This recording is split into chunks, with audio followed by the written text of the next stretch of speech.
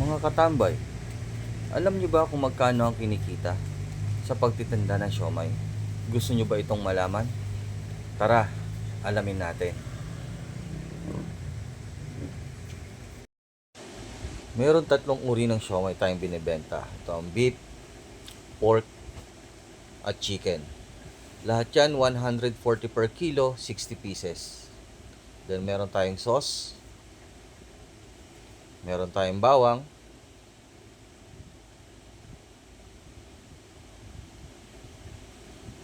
toyo,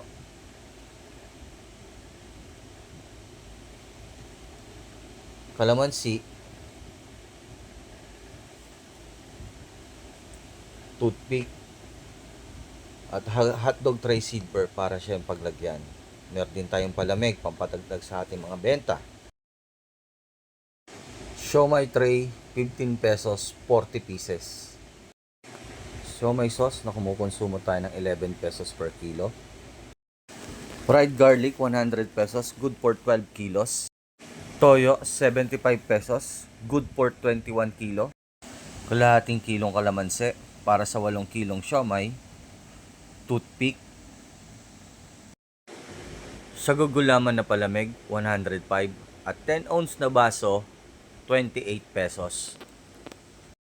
Maalsa at boghag na bigas, 56 pesos per kilo.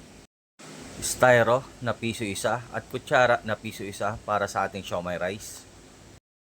Gasol na 5 kilo na kaya magluto ng 70 kilos na siomai.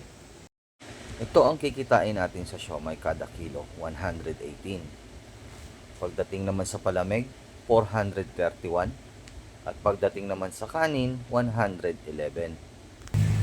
Kaya tara na, tinda na tayo. Maraming salamat.